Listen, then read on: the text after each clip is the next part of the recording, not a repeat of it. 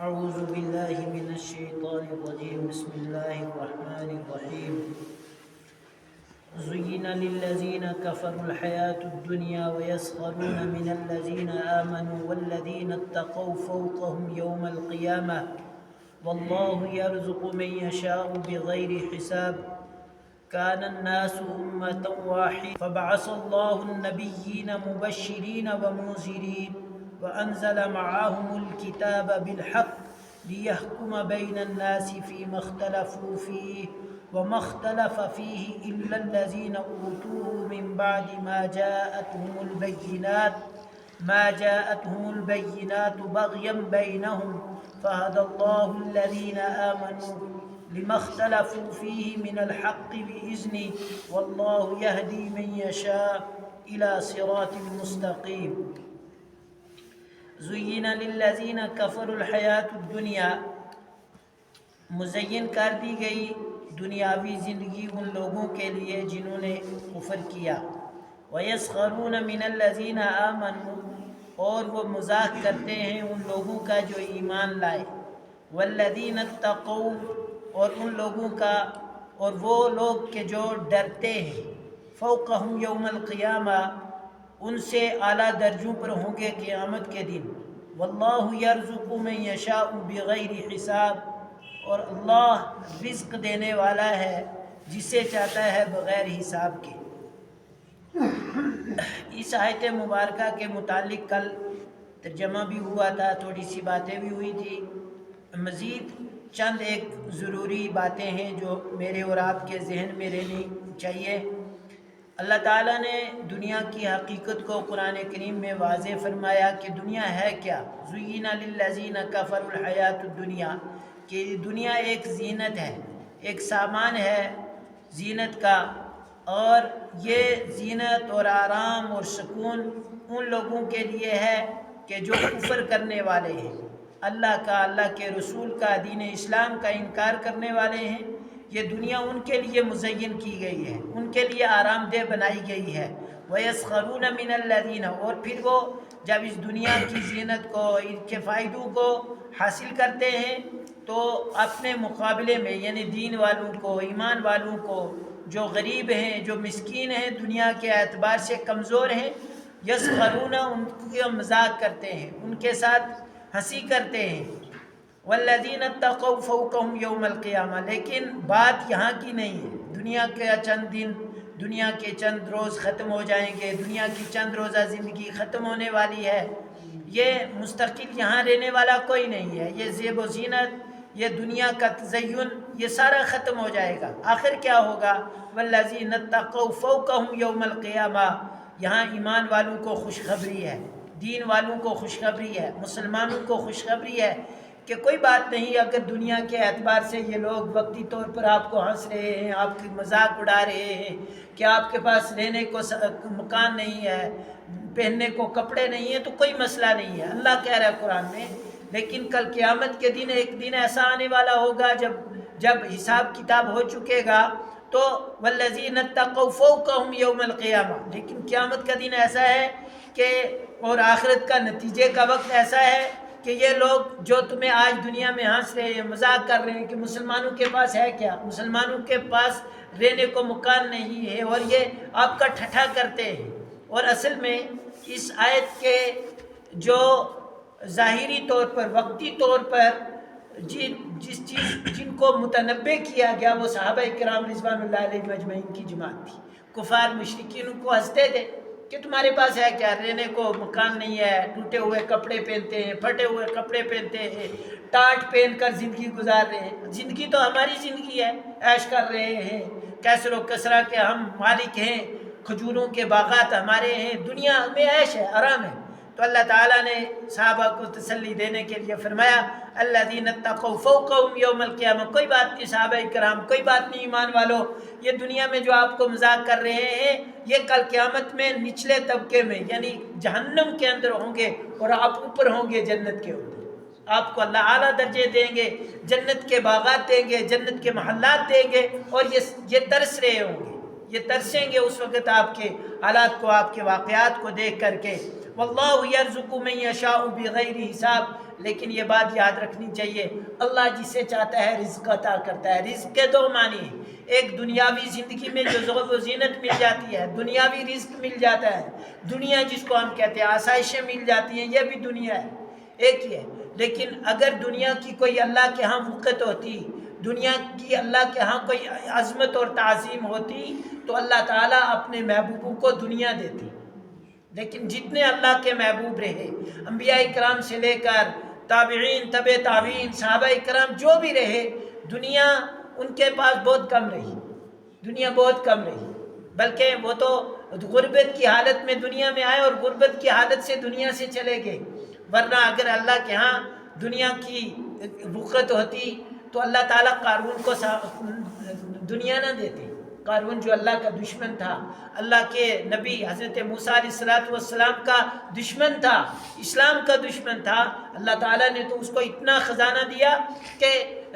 بعض روایات کے اندر ہے 40 اونٹ اس کی خزانے کی چابیاں لے کر چلتے تھے، اتنے خزانے اس کے پاس تھے، لیکن اللہ کے ہاں محبوب تو نہیں نہ تھا، آخر دھنس گیا زمین میں، اللہ کے عذاب میں پکڑا گیا۔ اور اس کے بالمقابل میں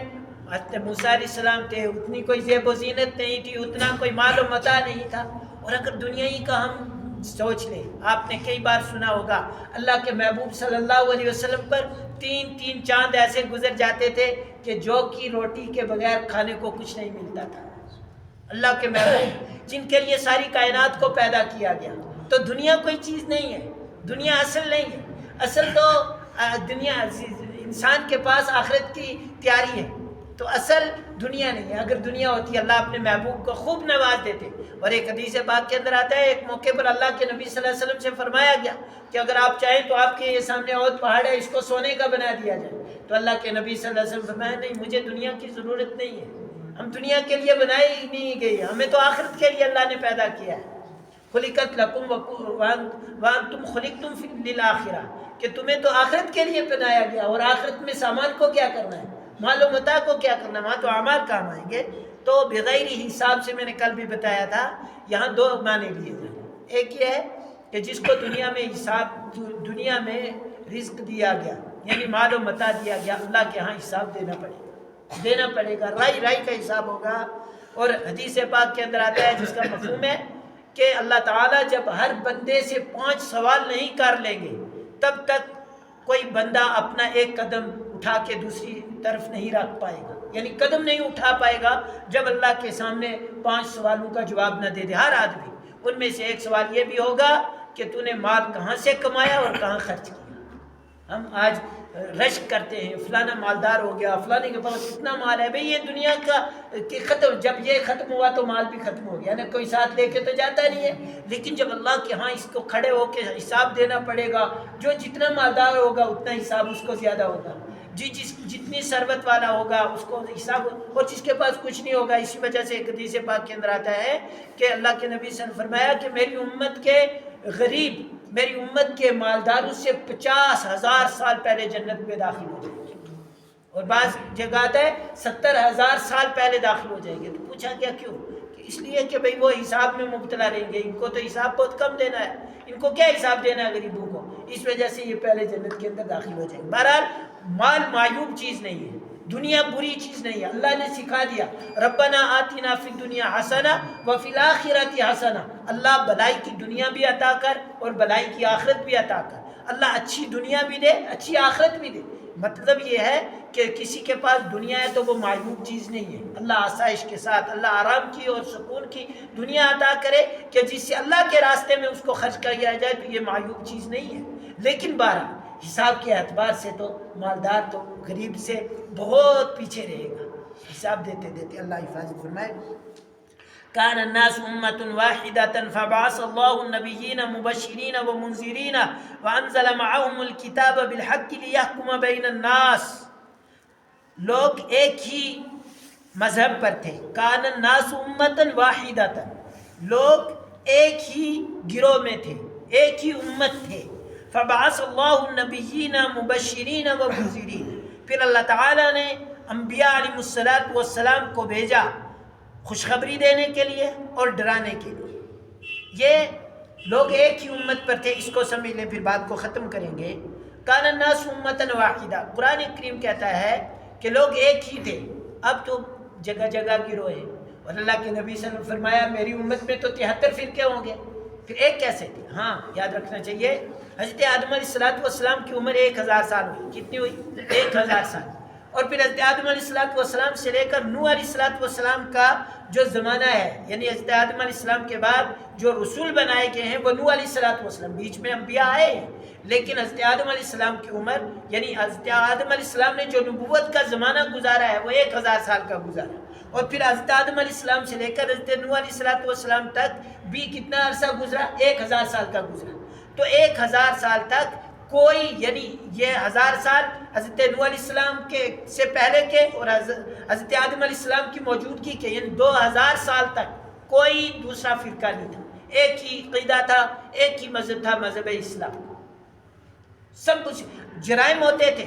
قتل ہوتے تھے، قصور ہوتے تھے، گناہ ہوتے تھے، لیکن عقیدتاً سب کے سب مواحد تھے، سب توحید کو ماننے والے تھے، سب ایک ہی گروہ کے اوپر تھے، ایک ہی امت تھے، ایک ہی مذہب تھا، ایک ہی مسلک تھا، وہ تھا دین حنیف۔ تو حضرت نوح علیہ السلام تک سب ایک ہی دین پر تھے، جرائم ہوتے رہے، کسی نے قتل کیا، کسی نے جھوٹ بھی بولا ہوگا، یہ چیزیں تھیں، لیکن عقیدہ سب کا ایک ہی تھا، اور اللہ کو وحدہ لا شریک مانا۔ یہ جو عقائد میں اختلاف پیدا ہوا ہے اور جو شرک پیدا ہوئی ہے، سب سے پہلے عقیدے کے اعتبار سے جو شرک پیدا ہوا ہے وہ حضرت نوح علیہ السلام کی قوم میں آیا۔ نوح علیہ السلام کی قوم سے دوسرا مذہب، دوسرا مسلک، دوسری قوم بننی شروع ہو گئی، تو پھر وہ مشرک بھی ہوئے، کافر بھی ہوئے، یعنی نوح علیہ السلام تک کوئی کافر نہیں تھا، سب اللہ کو مانتے تھے، اللہ کی مانتے تھے، اللہ کے انبیاء کو مانتے تھے۔ ظاہری طور پر چھوٹے موٹے جو جرائم ہوتے ہیں، انسانوں سے بشری تقاضے سے جو قصور ہوتے ہیں وہ ہوتے تھے، لیکن سارے کے سارے مواحد تھے اور ایک ہی امت تھی۔ کان الناس امۃ واحدہ فبعث اللہ النبیین مبشرین ومنذرین، لیکن جب لوگوں میں فرقے پیدا ہو گئے حضرت نوح علیہ السلام کے آنے کے بعد، نوح علیہ السلام کی قوم میں، تو پھر اللہ تعالیٰ نے ایک وقت میں بہت سارے انبیاء بھیجے، مبشرین، جو ان کو خوشخبری دیتے تھے کہ وہ شرک کو چھوڑو، توحید کو مانو، بدعات کو چھوڑو، رسومات کو چھوڑو، جو نبی بتا رہے ہیں ان کی سنتوں پر چلو، ان کی بات کو مانو تو کامیاب ہو جاؤ گے، یہ خوشخبری ہے۔ تو اس کا مطلب کیا ہے کہ تمہیں جنت ملے گی اس کے ومنذرین، اور جو ڈٹ جاتے تھے ان کو ڈرایا کہ بھئی جہنم ہے، جہنم میں سزا دیا جاتا ہے، نافرمانوں کو یہ سزا ملے گی۔ تو مبشرین منذرین، انبیاء آئے، خوشخبری بھی دی اور ڈرایا بھی لوگوں کو۔ وانزل معهم الکتاب بالحق، اور اتنا ہی نہیں کہ خالی نبیوں کو بھیج دیا اور کہہ دیا کہ تم یہ کرو جا کے سنا، نہیں، وانزل معهم الکتاب بالحق، اور ان کے ساتھ سچی کتابیں اتار دی۔ کیسی کتابیں؟ جو سچی آسمان سے کتابیں اتاری گئی، ان میں احکامات بتائے گئے، لیحکم بین الناس فیما اختلفوا فیہ، تاکہ لوگوں کے درمیان میں فیصلہ کریں ان کتابوں کو دیکھ کر۔ جیسے قرآن ہماری کتاب ہے، توریت تھی، زبور تھی، انجیل تھی، اس طرح پہلے انبیاء پر اور صحیفے بھی اتارے گئے، تو وہ کتابیں دی گئی کہ یہ لوگوں میں جو اختلاف پڑ گیا، کوئی بدھ کو اپنا معبود مان رہا ہے، کوئی کسی کو مان رہا ہے، تو ان کتابوں میں گائیڈ لائن دی گئی، اصلاح کی گئی، رہبری دی گئی کہ نہیں ان کو نہیں کرنا ہے، بلکہ یہ کتاب حق کے ساتھ آئی ہے اور جو چیز یہ بتا رہی ہے یہ ماننا ہے۔ لیحکم بین الناس فیما اختلفوا فیہ، تاکہ انبیاء علیہ السلام اس کتاب کے ذریعے سے فیصلہ کریں لوگوں میں اس چیز کے بارے میں جس میں وہ اختلاف کرتے ہیں۔ وَمَا اخْتَلَفَ فِيهِ إِلَّا الَّذِينَ أُوتُوهُ مِن بَعْدِ مَا جَاءَتْهُمُ الْبَيِّنَاتُ، اور وہ لوگ کہ جو اختلاف کرتے ہیں اور نہیں اختلاف کرتے ہیں مگر وہ لوگ کہ جن کو اس سے پہلے بھی کتابیں دی گئی تھی، یا جن کو کتابیں دی گئی ہیں، من بعد ما جاءتهم البینات، اور ان کتابوں کے اندر واضح نشانیاں آ چکی ہیں، واضح علامات آ چکی ہیں، واضح دلائل آ چکے ہیں، اور یہ اختلاف کیوں کرتے ہیں، یہ لڑتے کیوں ہیں؟ بغیم بینہم، آپسی ضد کی وجہ سے، آپسی ضد کی وجہ سے، آپسی اناد کی وجہ سے لڑتے ہیں۔ ایک نے کہا کہ تو بڑا ہے، چل تو بڑا، تو نہیں بڑا میں بڑا ہوں، تو اس نے اس کے خدا کو ماننا چھوڑ دیا۔ نوح علیہ السلام کی قوم میں جب پہلے بت پرستی شروع ہوئی ہے، شرک شروع ہوا ہے، اس کی وجہ یہی بنی، ہر آدمی اپنے آپ کو بڑا کہتا تھا۔ اب جب بڑا کہتا تھا کہ یہ بھی خدا کے سامنے جھک رہا ہے، اگر یہ مجھے اس کو میں بڑا نہیں مانتا تو اس کے خدا کو کیوں بڑا مانوں، لہٰذا اس نے اپنا خدا بنا لیا۔ یہ اناد، آپسی بغض اور آپسی حسد کی وجہ سے اللہ تعالیٰ کے مقابلے میں شرک پیدا کر دی گئی، شرک کو پیدا کر دیا گیا بغیم بینہم، اور ان کے پاس واضح نشانیاں بھی ہیں، علامات بھی ہیں، اللہ نے ساری دلائل بھی دیے، اس کے باوجود، یہ سمجھنے کے باوجود ان کے دلوں میں ضد ہے، حسد ہے، اناد ہے، اس کی وجہ سے یہ اختلاف کرتے ہیں۔ فَهَدَى اللَّهُ الَّذِينَ آمَنُوا لِمَا اخْتَلَفُوا فِيهِ مِنَ الْحَقِّ بِإِذْنِهِ، پس اللہ تعالیٰ نے، لیکن جب یہ باتیں آ گئی، آیت قرآن کی اتر آئی، اللہ کی ہدایت آ گئی، پہلی کتابیں انبیاء لے کر آگے، تو کیا ہوا؟ فَهَدَى اللَّهُ الَّذِينَ آمَنُوا، پھر اللہ نے ہدایت دے دی ان لوگوں کو جو ایمان لائے، لِمَا اخْتَلَفُوا فِيهِ مِنَ الْحَقِّ بِإِذْنِهِ، تاکہ اللہ تعالیٰ کی طرف سے، تاکہ وہ جس چیز میں اختلاف کرتے تھے اللہ تعالیٰ نے سچائی کے ساتھ انبیاء کے ذریعے ان کی رہبری کر دی، ان کی رہبری کر دی کہ اس چیز کو اس طرح ماننا ہے، اس چیز کو اس طرح ماننا ہے۔ اب وہ جب اللہ نے اپنے فضل سے ایمان والوں کی رہبری اور رہنمائی کی، واللہ یہدی من یشاء الی صراط مستقیم، اور اللہ ہدایت دیتا ہے جس سے چاہتا ہے سیدھے راستے کی، سیدھا راستہ اللہ جس کے لیے چنتا ہے، جس کو ہدایت اللہ تعالیٰ دینا چاہے اس کو ہدایت دے دیتے ہیں، اور کوئی اپنے بس سے ہدایت نہیں لے سکتا، ہدایت تو مقدر سے ملتی ہے، اور جو طلب کرتا ہے اللہ اس کو ضرور دیتے ہیں۔ اس وجہ سے ہمیشہ انسان کو صراط مستقیم طلب کرنی چاہیے، توفیق مانگنی چاہیے، اے اللہ مجھے صراط مستقیم پر چلا، اور اللہ مجھے شیطانی وساوس والے راستوں سے حفاظت فرما، اور جو بندہ طلب کرتا ہے اللہ اس کو عطا کرتے ہیں۔ اللہ تعالیٰ کے نشون زیادہ عمل کی توفیق عطا فرمائے، اللہ ہم سب کو اور پوری امت کو صراط مستقیم پر گامزن کرے۔ سبحان اللہ و بحمدہ، سبحانک اللہم و بحمدک، ونشہد ان لا الہ الا انت، نستغفرک و نتوب الیک۔